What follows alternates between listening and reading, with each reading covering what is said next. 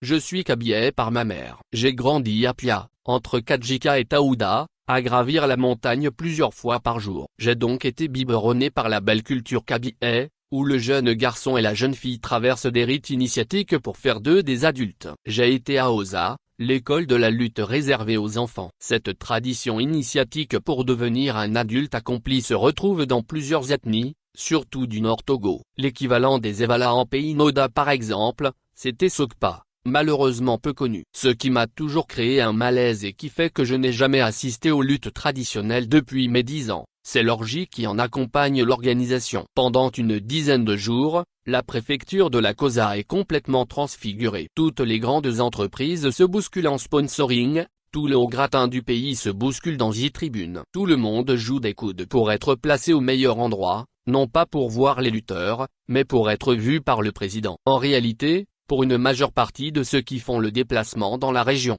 les luttes traditionnelles sont accessoires, c'est une occasion rare de se faire voir, d'avancer sa position. C'est le bal des courtisans. Si vous êtes dans la région et souhaitez profiter de la truculence des luttes traditionnelles, il faut plutôt faire un parcours opposé aux officiels, tchouk, viande de porc et authenticité garantie.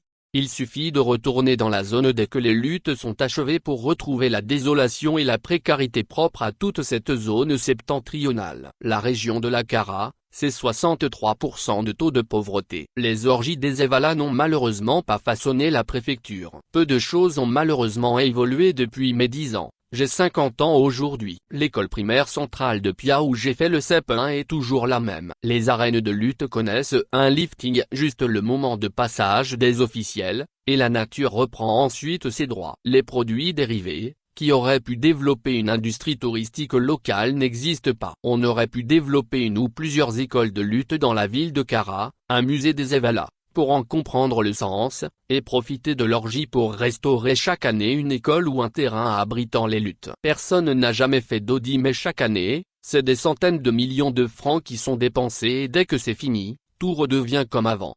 Au-delà de l'aspect festif, une question éthique se pose. Un jeune Kabylie qui veut participer au rite initiatique mais qui politiquement est opposé au président, et y a demain avant et fort aujourd'hui, a-t-il une marge de manœuvre, puisque tradition et allégeance sont intimement liées depuis des décennies? Aujourd'hui, le pays va mal, beaucoup d'indices sont au rouge, et il n'est pas faux de dire que les responsables sont ceux qui sont au pouvoir. Tout le monde souffre, et j'ai même tendance à croire que mes oncles souffrent plus parce que les gens pensent qu'ils sont privilégiés. Mais peut-on croire à la sincérité de ce sentiment quand pendant 2 semaines, la tradition s'est si intimement mêlée au culte de la personnalité? C'est ce qui fait que je n'ai jamais assisté aux Evala pour des réserves éthiques. Mais comme toujours, je suis un idéaliste, un doux rêveur. C'est d'ailleurs cette ambivalence qui caractérise notre société. Les personnes défavorisées, qui sur papier devraient être les plus contestataires, sont les plus grands soutiens du pouvoir en place. On rentre en politique en croyant naïvement que les pauvres vont vous accueillir comme des sauveurs, qu'il suffit d'être candidat pour rafler la mise,